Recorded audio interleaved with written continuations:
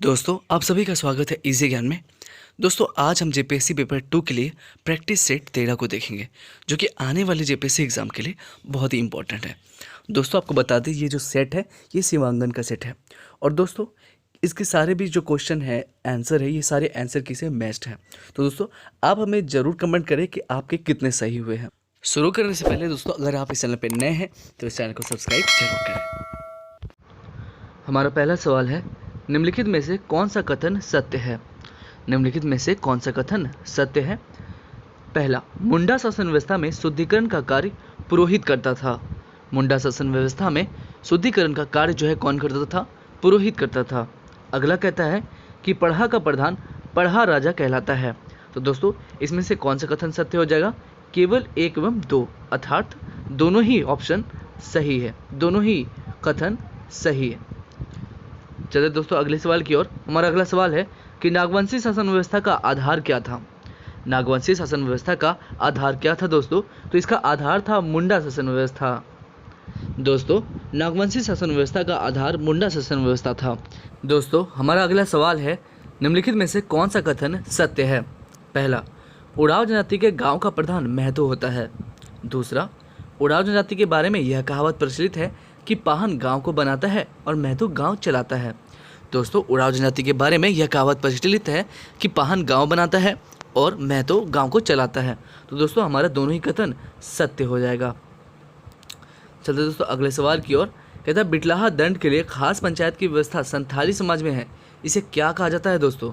तो दोस्तों इसे बिटलाहा पंचायत कहा जाता है। क्या कहा जाता है? बिटलाहा पंचायत। चलते अगले सवाल की ओर। हमारा अगला सवाल है दोस्तों कि खूट का अध्यक्ष क्या कहलाता है। दोस्तों खूट का अध्यक्ष क्या कहलाता है? तो खूट का अध्यक्ष कहलाता है खरिया घाट। क्या कहलाता है? खरिया घाट। चलिए दोस्तों अगले सवाल की ओर। हमारा अगला सवाल हमसे कहता है कि सबसे हल्के दंड को, जिसमें 5 से 150 रुपये तक का दंड दिया जाता है, संथाली समाज में इसे क्या कहते हैं दोस्तों? तो दोस्तों इसे क्या कहते हैं? करेला दंड। क्या कहते हैं? करेला दंड कहते हैं। सबसे हल्के दंड को, जिसमें 5 से 150 रुपये तक का दंड दिया जाता है, संथाली समाज में उसे क्या कहते हैं? करेला दंड। दोस्तों हमारा अगला सवाल है कि बिरहोर जनजाति के लोग विभिन्न शिकार समूह में बटे होते हैं, जिसे क्या कहा जाता है दोस्तों? दोस्तों बिरहोर जनजाति के लोग जो है विभिन्न शिकार समूहों में बटे होते हैं, जिसे क्या कहा जाता है दोस्तों? तो इसे टंडा कहा जाता है। क्या कहा जाता है? टंडा। दोस्तों चलते अगले सवाल की ओर। अगर हम बात करें दोस्तों, तो झारखंड की जो है बिरहोर जनजाति जो है एक अल्पसंख्यक आदिम जनजाति है। दोस्तों नेक्स्ट है, चीक बड़ाइक जनजाति की शासन व्यवस्था में निम्न में से कौन सा राजा की सहायता करता है। दोस्तों चीक बड़ाइक जनजाति की शासन व्यवस्था में निम्नलिखित में से कौन जो है राजा की सहायता करता है दोस्तों? तो राजा की सहायता कौन करते हैं? दीवान और पनारे। कौन करते हैं? दीवान और पनारे दोनों ही करते हैं चीक बड़ाइक जनजाति की शासन व्यवस्था में राजा की सहायता। तुम्हारा जवाब क्या हो जाएगा? उपरोक्त दोनों ही दोस्तों। दोस्तों चलते अगले सवाल की ओर। हमारा अगला सवाल कहता है कि निम्न में से कौन सा कथन सत्य है आपका। दोस्तों पहला है, सदानों की जीविका का मुख्य पेशा कृषि है। दूसरा, सदानों की गांव की पहचान अखड़ा से होती है। दोस्तों तो दोस्तों बताएं कि कौन सा कथन सत्य है। तो दोनों ही कथन हमारे सत्य हो जाएंगे और हमारा जवाब क्या हो जाएगा? केवल 1 एवं 2 दोनों ही। चलते अगले सवाल की ओर दोस्तों। कहते हैं क्रांतिकारियों को आर्थिक सहायता उपलब्ध कराने वाले प्रमुख क्रांतिकारी हेमेंद्र नाथ घोष निम्न में से किस स्थान के रहने वाले थे। क्रांतिकारियों को आर्थिक सहायता उपलब्ध कराने वाले प्रमुख क्रांतिकारी हेमेंद्र नाथ घोष निम्न में से किस स्थान के रहने वाले थे दोस्तों? तो ये दुमका के रहने वाले थे। कहाँ के रहने वाले थे? दुमका के ही ये रहने वाले थे। चलिए दोस्तों अगले सवाल की ओर कि गांधी जी अंतिम बार झारखंड कब आए थे दोस्तों? तो दोस्तों गांधी जी अंतिम बार झारखंड 1942 ईस्वी में आए थे, जबकि पहली बार गांधी जी कब आए थे? तो 1917 ईस्वी में। कब आए थे? 1917 में। ठीक है, तो दोस्तों आखिरी बार कब आए थे? तो 1942 ईस्वी में। तो हमारा जवाब क्या हो जाएगा? 1942। चलते दोस्तों अगले सवाल की ओर। हमारा अगला सवाल है कि निम्न में से किस व्यक्ति को भारत छोड़ो आंदोलन के दौरान गुमला थाना में झंडा फहराने के दौरान गिरफ्तार कर लिया गया था। निम्न में से किस व्यक्ति को भारत छोड़ो आंदोलन के दौरान गुमला थाना में झंडा फहराने के दौरान गिरफ्तार कर लिया गया था दोस्तों? तो किसे? गणपत खंडेलवाल को भी और देवेंद्र कुमार को भी। तुम्हारा जवाब क्या हो जाएगा? Option number D, A and B. ठीक है, तो निम्न में से कौन से व्यक्ति हैं जो भारत छोड़ो आंदोलन के दौरान गुमला थाना में झंडा फहराने के दौरान गिरफ्तार कर लिए गए थे? तो गणपत खंडेलवाल भी और देवेंद्र कुमार भी दोस्तों। चलते अगले सवाल की ओर। हमारा अगला सवाल हमसे कहता है दोस्तों कि पलामू में 1857 के प्रमुख नेता नीलांबर पीतांबर को किस स्थान पर फांसी दी गई थी? दोस्तों पलामू में 1857 के प्रमुख नेता नीलांबर पीतांबर को किस स्थान पर फांसी दी गई थी? दोस्तों पलामू में 1857 के विद्रोह का नेतृत्व किसने किया था? तो नीलांबर पीतांबर ने ही किया था। नीलांबर पीतांबर को 28 मार्च 1859 ईस्वी को लेस्लीगंज में आम के पेड़ पर लटकाकर फांसी दे दी गई थी। दोस्तों तुम्हारा जवाब क्या हो जाएगा? लेस्लीगंज, पलामू। दोस्तों अगला सवाल है हमारा कि पृथक झारखंड राज्य हेतु सुनियोजित संघर्ष कब प्रारंभ किया गया था? पृथक झारखंड राज्य हेतु सुनियोजित संघर्ष जो है ये कब प्रारंभ किया गया था? दोस्तों पृथक राज्य झारखंड हेतु सुनियोजित संघर्ष 1928 ईस्वी में प्रारंभ किया गया था। कब किया गया था? 1928 में। चलते दोस्तों अगला सवाल की ओर। हमारा अगला सवाल हमसे कहता है कि बताएं कि झारखंड राज्य के गठन के समय बिहार के मुख्यमंत्री कौन थे? दोस्तों तो कौन थे? राबड़ी देवी थे। ठीक है, झारखंड राज्य के गठन के समय बिहार के मुख्यमंत्री कौन थी? तो राबड़ी देवी थी। अगला सवाल है दोस्तों, आपको बताना है कि तिलका मांझी का वास्तविक नाम क्या था? दोस्तों तिलका मांझी का वास्तविक नाम था जबड़ा पहाड़िया। क्या था? जबड़ा पहाड़िया ही तिलका मांझी का वास्तविक नाम था। दोस्तों चलते अगले सवाल की ओर। हमारा अगला सवाल हमसे कहता है कि कोल विद्रोह को निम्न में से किस जनजाति समाज का व्यापक समर्थक मिला था? कोल विद्रोह को निम्न में से किस जनजाति समाज का व्यापक समर्थक मिला था? दोस्तों कोल विद्रोह का समर्थक जो है किसने किया था? तो मुंडा ने भी किया था, चेरो ने भी किया था और खरवार ने भी किया था। दोस्तों अंग्रेजी राज से मुक्ति की कामना के साथ कोल विद्रोह 1831 में सोनपुर परगना के कोचाई गांव तथा तमाड़ कुमांग गांव में हुआ था। दोस्तों अगला सवाल है कि झारखंड के किस स्थान से बौद्ध देवी तारा की मूर्ति प्राप्त हुई है? झारखंड के किस स्थान से बौद्ध देवी तारा की मूर्ति जो है प्राप्त हुई? दोस्तों तो झारखंड के ईचागढ़ नामक स्थान से बौद्ध देवी तारा की मूर्ति प्राप्त हुई है। कहाँ से? ईचागढ़। दोस्तों अगला सवाल है हमारा। अगला सवाल हमसे कहता है कि करमाली जनजाति का मुख्य पेशा क्या है? दोस्तों करमाली जनजाति का मुख्य पेशा है लोहार। कौन सा है? लोहारकारी ही करमाली जनजाति का मुख्य पेशा है। दोस्तों हमारा अगला सवाल है कि राज्य के किस जिले में पंचकोट का किला अवस्थित है? राज्य के किस जिले में पंचकोट का किला जो है ये अवस्थित है? दोस्तों तो ये धनबाद में है। झारखंड राज्य के धनबाद जिले में पंचकोट का किला अवस्थित है। दोस्तों हमारा अगला सवाल है कि वीर सोरेन संथाल जनजाति का एक प्रचलित लोकगीत है। इसका गायन किस अवसर पर किया जाता है? दोस्तों वीर सोरेन संथाली जनजाति का एक प्रचलित गीत है। इसका गायन जो है जंगल का रखरखाव के अवसर पर गाया जाता है। कब गाया जाता है? रखरखाव के अवसर पर गाया जाता है। तुम्हारा जवाब क्या हो जाएगा? यह जंगल का गीत है जो कि जंगल के रखरखाव पर जो है अवसर पर किया जाता है। अगला सवाल है कि बासुकीनाथ राज्य के किस जिले में अवस्थित है?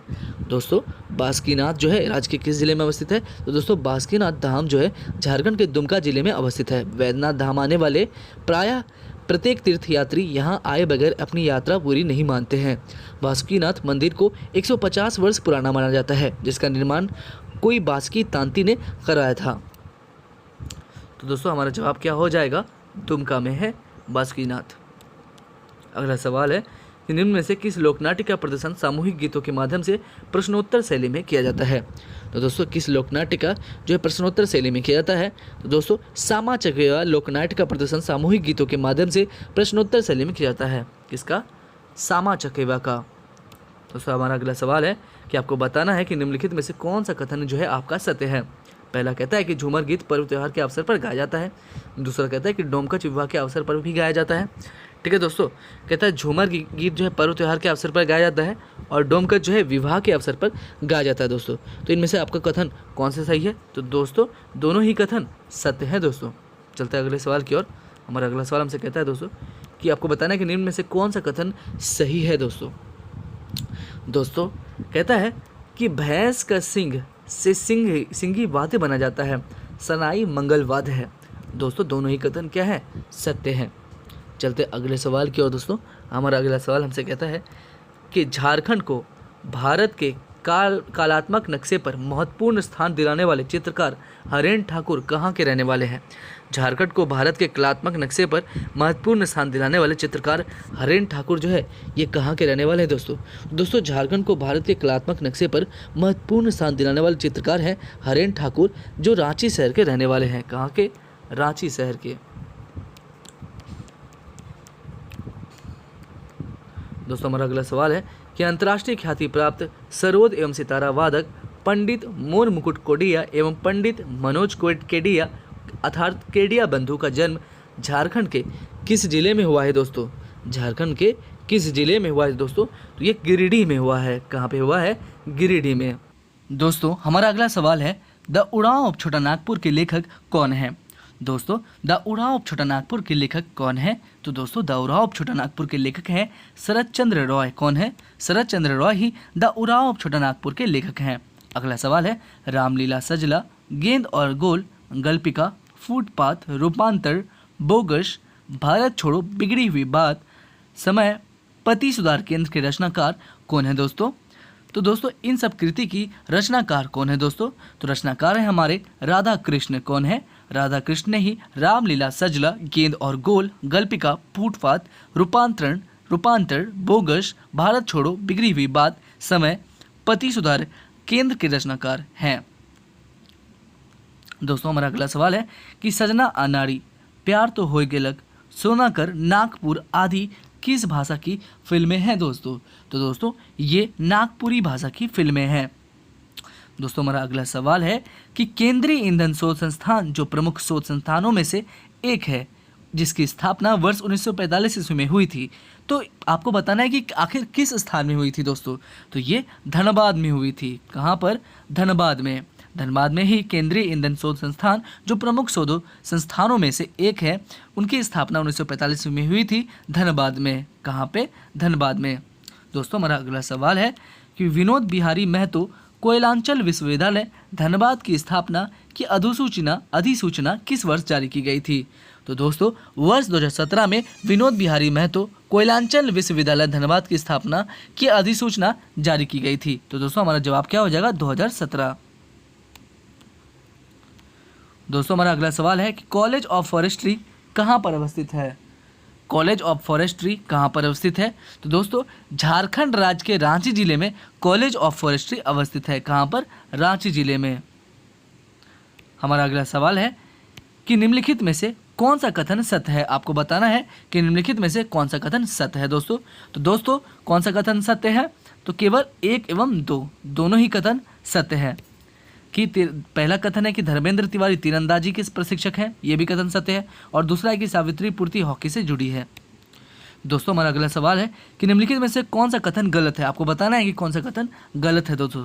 तो दोस्तों मेगा स्पोर्ट्स कॉम्प्लेक्स जमशेदपुर में स्थित है। मेगा स्पोर्ट कॉम्प्लेक्स जो है ये जमशेदपुर में स्थित है, यही कथन जो है गलत है। तो दोस्तों हमारा जवाब क्या हो जाएगा? केवल 2। अगला सवाल है कि झारखंड राज्य में किस वर्ष राष्ट्रीय खेलों का आयोजन किया गया था? तो झारखंड राज्य में 2011 में, कब? 2011 में ही राष्ट्रीय खेलों का आयोजन किया गया था। अगला सवाल है कि झारखंड की महिला क्रिकेट वेस्टइंडीज में भारतीय टीम की ओर से कौन खेली थी? झारखंड की महिला क्रिकेटर वेस्टइंडीज में भारतीय टीम की ओर से कौन खेली थी? तो शुभलक्ष्मी खेली थी। कौन खेली थी? शुभलक्ष्मी। अगला सवाल है अंतर्राष्ट्रीय प्रतियोगिता में अनेक बार स्वर्ण पदक प्राप्त कर चुकी झानो हासदा का संबंध किस खेल से है? अंतर्राष्ट्रीय प्रतियोगिता में अनेक बार स्वर्ण पदक प्राप्त कर चुकी झानो हासदा का संबंध किस खेल से है? तो दोस्तों इसका संबंध है तीरंदाजी से। किस खेल से है? तीरंदाजी से ही इसका संबंध है। चलते अगले सवाल की ओर। हमारा अगला सवाल हमसे कहता है कि निम्नलिखित में से आपको बताना है कि कौन सा कथन जो है ये सत्य है दोस्तों। पहला, छोटा नागपुर काश्तकारी अधिनियम 1908 झारखंड के 4 प्रमंडलों में लागू है। तो दोस्तों ये सही है। नेक्स्ट कहता है कि छोटा नागपुर काश्तकारी अधिनियम 1904 में कुल 19 अध्याय है। तो दोस्तों ये भी सत्य है। तुम्हारा जवाब क्या हो जाएगा? केवल 1 एवं 2 दोनों ही सत्य हैं। चलते अगले सवाल की ओर। हमारा अगला सवाल है कि आपको बताना है कि निम्नलिखित में से कौन सा कथन जो है ये सत्य है दोस्तों। पहला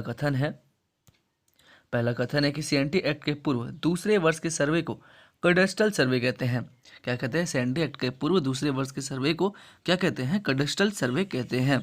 दोस्तों अगला कथन है कि छोटा नागपुर काश्तकारी अधिनियम 1908 में कुल 271 धाराएं हैं। तो दोस्तों ये भी कथन सत्य है। तो हमारा जवाब क्या हो जाएगा? केवल 1 एवं 2 सत्य है। चलिए दोस्तों अगले सवाल की ओर। हमारा अगला सवाल हमसे कहता है कि छोटा नागपुर काश्तकारी अधिनियम के प्रावधानों के अनुसार बंजर भूमि की बंदोबस्ती किस प्रकार की जाती है? छोटा नागपुर काश्तकारी अधिनियम के प्रावधानों के अनुसार बंजर भूमि की बंदोबस्ती किस प्रकार की जाती है दोस्तों? तो दोस्तों बंदोबस्त पट्टे द्वारा की जाती है। किसके द्वारा? बंदोबस्त पट्टे द्वारा। दोस्तों छोटा नागपुर काश्तकारी अधिनियम के प्रावधानों के अनुसार बंजर भूमि की बंदोबस्ती पट्टे द्वारा की जा सकती है। चलते अगले सवाल की ओर। हमारा अगला सवाल हमसे कहता है कि छोटा नागपुर काश्तकारी अधिनियम 1908 की धारा 58 के तहत बकाया लगान पर अधिकतम डैश वार्षिक की दर से साधारण ब्याज प्रभावित किया जा सकता है दोस्तों। तो कितना? तो 6.25% वार्षिक दर से। तो हमारा जवाब क्या हो जाएगा? 6.25% वार्षिक दर से। ठीक है। छोटा नागपुर काश्तकारी अधिनियम 1908 की धारा 58 के तहत, किसके तहत? 58 के तहत बकाया लगान पर अधिकतम 6.25% वार्षिक की दर से साधारण ब्याज प्रभावित किया जा सकता है। दोस्तों चलते हैं अगले सवाल की ओर। हमारा अगला सवाल हमसे कहता है कि निम्नलिखित में से आपको बताना है कि कौन सा कथन सत्य है। पहला, संथाल परगना काश्तकारी अधिनियम 1949 में लागू हुआ था। ठीक है दोस्तों, तो ये कथन सत्य है। अगला सवाल है, अगला कथन है, इसके अंतर्गत आने वाली जागीर या जमींदार को राजस्व पंजी में तौजी नंबर से दर्शाया गया था। तो दोस्तों ये भी कथन सत्य है। तो दोस्तों हमारा जवाब क्या हो जाएगा? केवल 1 एवं 2 सत्य है। चलते दोस्तों अगले सवाल की ओर। हमारा अगला सवाल हमसे कहता है कि आपको बताना है कि कौन सा कथन सत्य है। दोस्तों कहता है कि झारखंड सरकार द्वारा 2016 में धारा में संशोधन किया गया है। तो दोस्तों ये कथन सत्य है। नेक्स्ट क्या कहता है कि यह 13 अप्रैल 1949 से अनुपूरक उपबंध के रूप में लागू है। तो दोस्तों अनुपूरक उपबंध के रूप में ये 13 अप्रैल 1949 से ही लागू है दोस्तों। तो हमारा कथन क्या हो जाएगा? कि दोनों ही सत्य हैं। चलते अगले सवाल की ओर दोस्तों। हमारा अगला सवाल हमसे कहता है कि संथाल परगना काश्तकारी अधिनियम 1949 के तहत खास गांव के तात्पर्य एक ऐसे गांव से है जहां, संथाल परगना काश्तकारी अधिनियम 1949 के तहत खास गांव के तात्पर्य एक ऐसे गांव से है जहां दोस्तों कोई मूल रैयत ना हो एवं कोई मुखिया ना हो। जहां कोई मूल रैयत ना हो और कोई मुखिया ना हो। तो हमारा जवाब क्या हो जाएगा? ए एवं बी दोनों ही इसका जवाब हो जाएगा। ठीक है। संथाल परगना काश्तकारी अधिनियम 1949 के तहत खास गांव के तात्पर्य एक ऐसे गांव से है जहां कोई मूल रैयत ना हो और कोई मुखिया ना हो। तो ए एवं बी दोनों ही इसका जवाब हो जाएगा।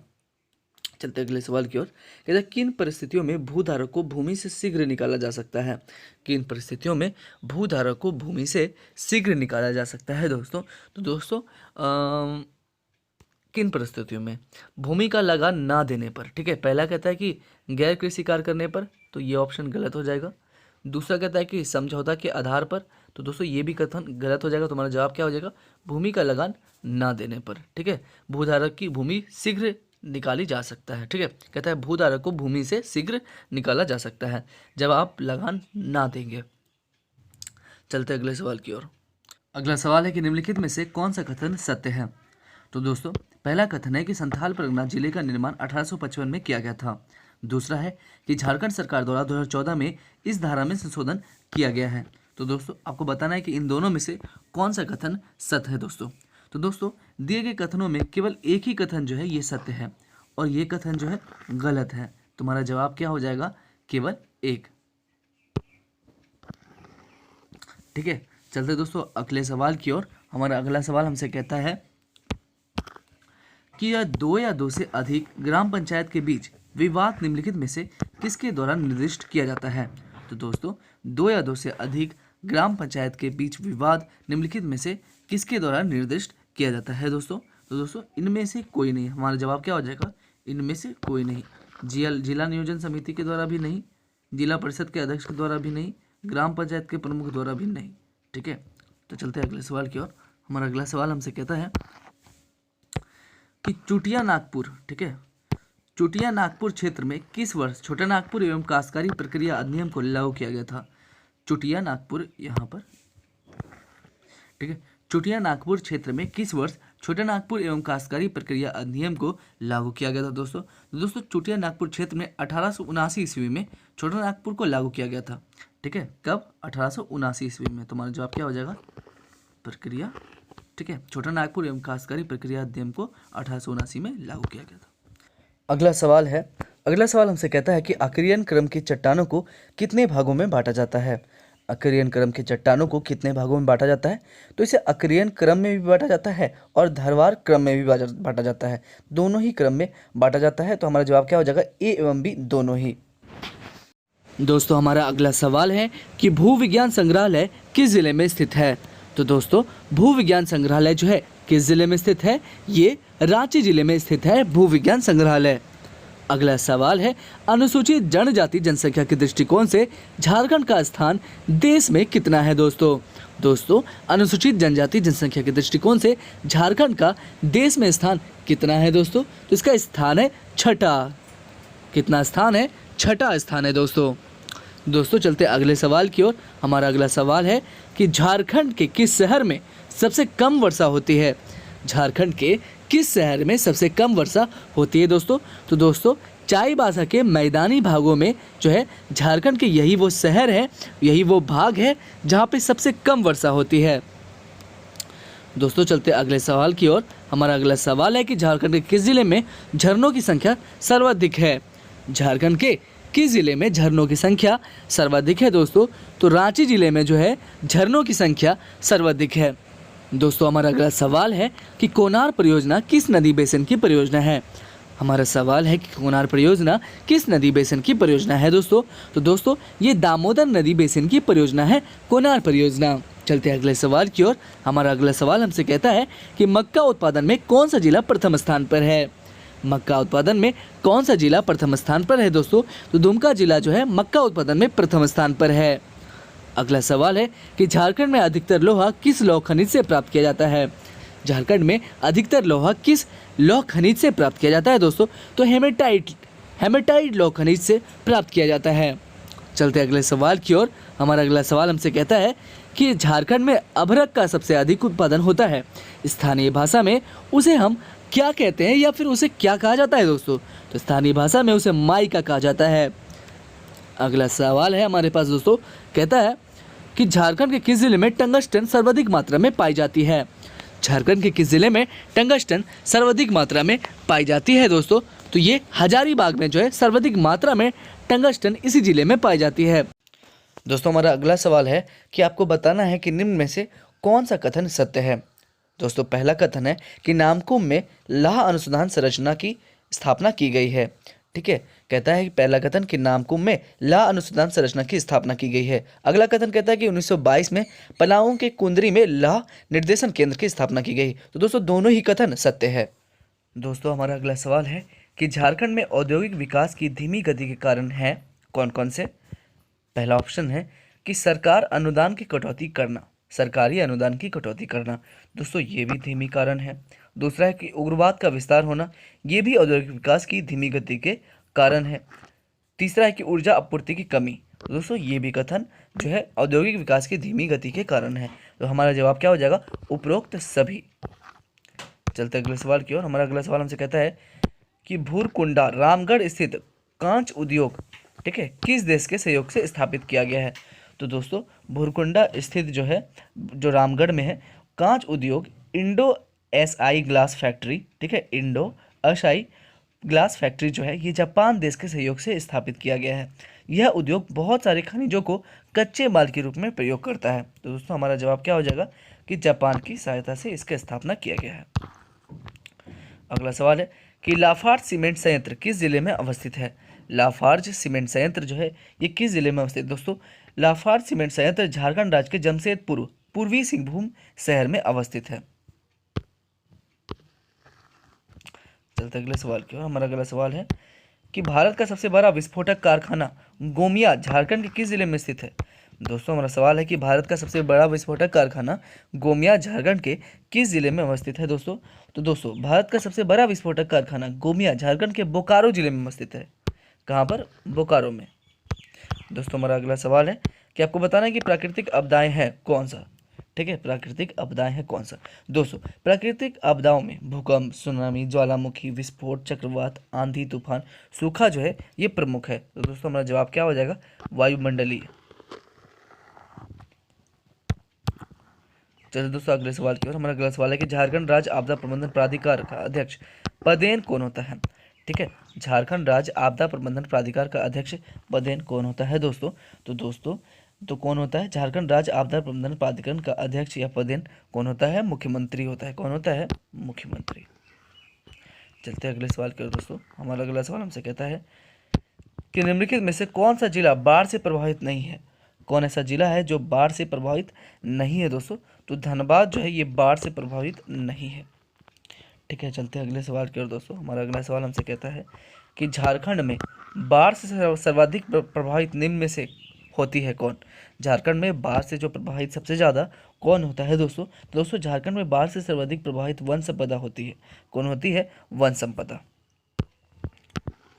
ठीक है, तो बाढ़ एक प्राकृतिक आपदा है। झारखंड राज्य के 11 जो जिले हैं ये किसे प्रभावित है, 11 जिले बाढ़ से प्रभावित है। अगला सवाल है, आपको बताना है कि निम्नलिखित में से कौन सा कथन सत्य है। पहला है कि मानसून या प्री मानसून अवधि में 10 से 15 दिनों की गर्मी के बाद की पहली बारिश में वज्रपात अवश्य संभावी है, अवश्य संभावी है। और दूसरा क्या कहता है कि प्राकृतिक आकस्मिक दुर्घटना जिसे प्राकृतिक आपदा कहते हैं। तो दोस्तों आपको बताना है कि कौन सा कथन सही है। तो दोनों ही कथन सत्य है। चलते हैं अगले सवाल की ओर दोस्तों। हमारा अगला सवाल है दोस्तों कि नई औद्योगिक नीति 2016 कितने वर्षों के लिए बनाई गई है। दोस्तों नई औद्योगिक नीति जो है 2016 ये कितने वर्षों के लिए बनाई गई है दोस्तों। तो दोस्तों ये 5 वर्षों के लिए बनाई गई है।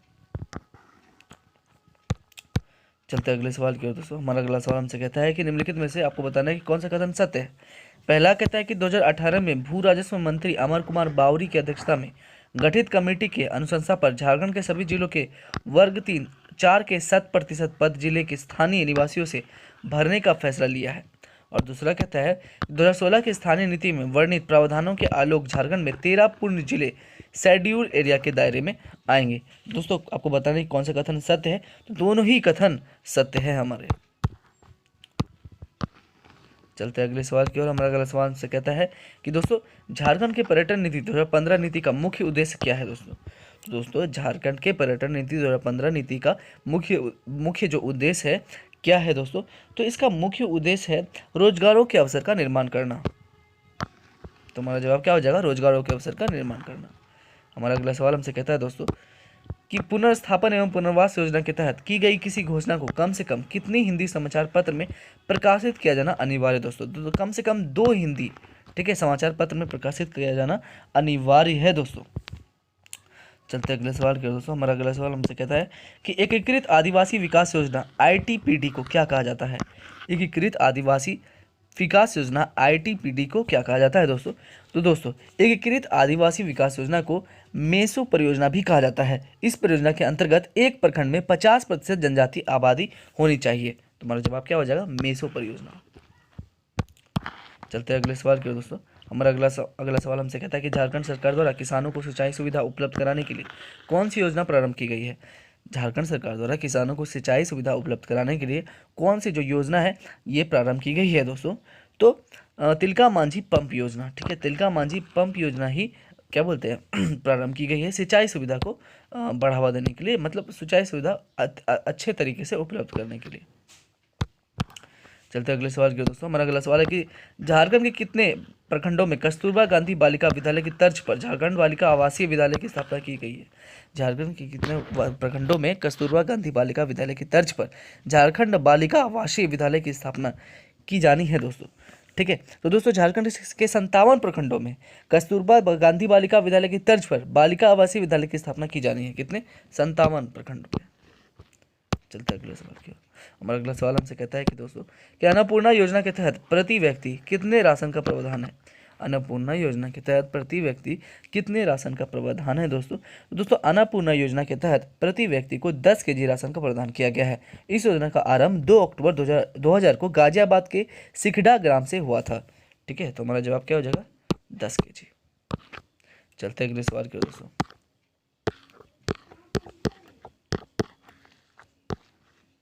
दोस्तों हमारा अगला सवाल है कि कौन सा तीर्थ योजना मुख्यमंत्री तीर्थ दर्शन योजना से संबंधित नहीं है दोस्तों?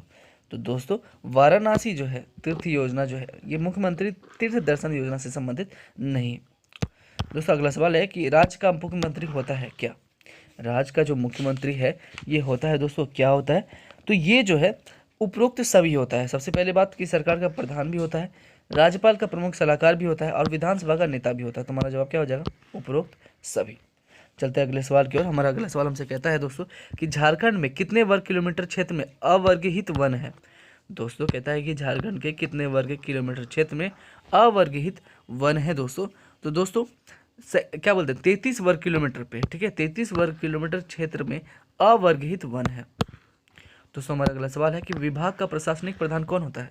विभाग का प्रशासनिक जो प्रधान है ये कौन होता है दोस्तों? तो मुख्य सचिव होता है, ठीक है। विभाग का प्रशासनिक जो प्रधान होता है ये कौन होता है? मुख्य सचिव।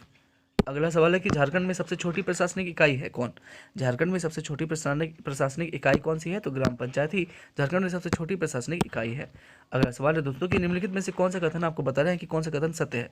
पहला कहता है कि जवाहरलाल नेहरू जैविक उद्यान जमशेदपुर में स्थित है और दूसरा कहता है कि मगरमच्छ प्रजनन केंद्र मूटा रांची में स्थित है। तो आपको बता रहे हैं कि कौन सा कथन सत्य है दोस्तों? तो दोनों ही कथन हमारे सत्य हैं। चलते अगले सवाल के दोस्तों। हमारा अगला सवाल हमसे कहता है कि पालकोट अभयारण्य की स्थापना किस वर्ष में हुई थी? दोस्तों पालकोट अभयारण्य की स्थापना जो है ये किस वर्ष में हुई थी? तो 1990 में ही पालकोट अभयारण्य की स्थापना हुई थी। चलते अगले सवाल के दोस्तों। अगला सवाल हमसे कहता है कि दालमा वन्यजीव अभयारण्य क्यों प्रसिद्ध है? दालमा वन्यजीव अभयारण्य जो है ये क्यों प्रसिद्ध है दोस्तों? तो ये हाथियों के लिए प्रसिद्ध है, इसके लिए हाथी के लिए। अगला सवाल है कि निम्नलिखित में से कौन सा कथन गलत है? आपको बताना है कि कौन सा कथन जो है ये असत्य है दोस्तों। तो दोस्तों पहला कहता है कि उदवा झील पक्षी बिहार देवघर में स्थित है, ठीक है। उदवा पक्षी बिहार जो है ये देवघर में स्थित है। दोस्तों ये भी कथन गलत है। नेक्स्ट कहता है कि महुआ डांड अभयारण्य जो है ये भेड़िया के लिए प्रसिद्ध है। नेक्स्ट कहता है कि महुआ डांड जो अभयारण्य है ये किसके लिए प्रसिद्ध है? भेड़िया के लिए प्रसिद्ध है। तो दोस्तों ये कथन जो है हमारा सत्य हो जाएगा, ठीक है। तो इसमें से कौन सा गलत हो जाएगा? तो केवल एक ही गलत हो जाएगा। चलते अगले सवाल के दोस्तों। हमारा अगला सवाल हमसे कहता है कि भारत में पर्यावरण विभाग की स्थापना कब की गई थी? भारत में पर्यावरण की विभाग की जो स्थापना है, पर्यावरण विभाग की जो स्थापना है ये कब की गई थी दोस्तों? तो दोस्तों ये 1986 ईस्वी में की गई थी, ठीक है। भारत में पर्यावरण विभाग की स्थापना 1986 ईस्वी में की गई थी। चलते दोस्तों अगले सवाल की ओर। हमारा अगला सवाल हमसे कहता है कि आपको बताना है कि निम्नलिखित में से कौन सा कथन सत्य है? पहला कहता है कि CMPA से तात्पर्य झारखंड की प्रतिपूरक वनीकरण कोष प्रबंधन एवं योजना प्राधिकरण से है। दूसरा कहता है कि झारखंड में सर्वाधिक हानि वनों की कटाई से है, ठीक है दोस्तों। तो हमें लगता है कि दोनों ही कथन सत्य है, ठीक है। तुम्हारा जवाब क्या हो जाएगा? केवल एक एवं दोनों। चलते दोस्तों अगले सवाल की ओर। हमारा अगला सवाल हमसे कहता है कि झारखंड राज्य में कुल कितनी विद्युत क्षमता स्थापित है? झारखंड राज्य में कुल कितनी जो विद्युत क्षमता स्थापित है दोस्तों? तो 2626 मेगावाट विद्युत क्षमता स्थापित है। चलते अगले सवाल के दोस्तों। हमारा अगला सवाल हमसे कहता है कि झारखंड राज्य का सबसे लंबा राजकीय मार्ग कौन सा है? झारखंड राज्य का सबसे लंबा राजकीय मार्ग दोस्तों कौन सा है दोस्तों? तो SH24 ही सबसे लंबा राजकीय मार्ग है। चलते अगले सवाल के दोस्तों। हमारा अगला सवाल कहता है कि शिशु लिंगानुपात में झारखंड का देश में स्थान कितना है दोस्तों? दोस्तों शिशु लिंगानुपात में झारखंड का राज्य है देश में 12वां। कितना राज्य है, कितना स्थान है? 12वां स्थान है शिशु लिंगानुपात में। दोस्तों हमारा अगला सवाल है कि झारखंड के निम्न में से किस जिले में बढ़ते उग्रवाद पर काबू पाने के लिए ऑपरेशन जंगल शुरू किया गया है दोस्तों? तो दोस्तों बढ़ते उग्रवाद पर काबू पाने के लिए ऑपरेशन जंगल शुरू किया गया है किस जिले में? तो गढ़वा जिले में। किस जिले में? गढ़वा जिले में किया गया है। अगला सवाल है कि शराब पीने वाले राज्यों की सूची में झारखंड कितने स्थान पर है? दोस्तों शराब पीने वाले राज्यों की सूची में झारखंड कितने स्थान पर है? तो दोस्तों ये 25वें स्थान पर है। कितने स्थान पर? 25वें स्थान पर। अगला सवाल है कि मातृ वंदना योजना के क्रियान्वयन में झारखंड को कौन सा स्थान मिला है? मातृ वंदन योजना के क्रियान्वयन में झारखंड को कौन सा स्थान मिला है दोस्तों? तो दोस्तों इसे 23वां स्थान मिला है। कितना स्थान? 23वां स्थान। चलते अगले सवाल की ओर। कहता है कि एक भारत श्रेष्ठ भारत के तहत झारखंड के विद्यार्थी कौन सा राज्य जाएंगे? दोस्तों एक भारत श्रेष्ठ भारत के तहत झारखंड के विद्यार्थी कौन से राज्य जाएंगे? तो दोस्तों ये गोवा जाएंगे। किस राज्य को जाएंगे? गोवा। चलते अगले सवाल की ओर। अगला सवाल है दोस्तों कि भारत एवं विश्व के अन्य देशों में झारखंड की ब्रांडिंग करने की जिम्मेदारी किसे सौंपी गई है? दोस्तों झारखंड की ब्रांडिंग करने की जिम्मेदारी सौंपी गई है सुधीर होरो को। किसे? सुधीर होरो को। अगला सवाल है दोस्तों कहता है कि झारखंड में निकेल का निष्कर्षण किसके द्वारा किया जा रहा है? झारखंड में निकल का निष्कर्षण जो है ये किसके द्वारा किया जा रहा है, तो HCL के द्वारा। किसके द्वारा, HCL के द्वारा किया जा रहा है दोस्तों, झारखंड में निकल का निष्कर्षण। अगला सवाल है कि झारखंड में emergency respond support system ERSS number जारी की गई है। ठीक है, झारखंड में emergency response support system number जारी की गई है, तो कौन सी है वो नंबर है दोस्तों ये है 112। अगला सवाल है दोस्तों कि झारखंड पुलिस में पहाड़िया समुदाय के लिए कितने बटालियन का गठन किया गया है। झारखंड पुलिस में पहाड़िया समुदाय के लिए कितने बटालियन का गठन किया गया है दोस्तों, तो 2 बटालियन का गठन किया गया है। कितना, 2 बटालियन का गठन किया गया है।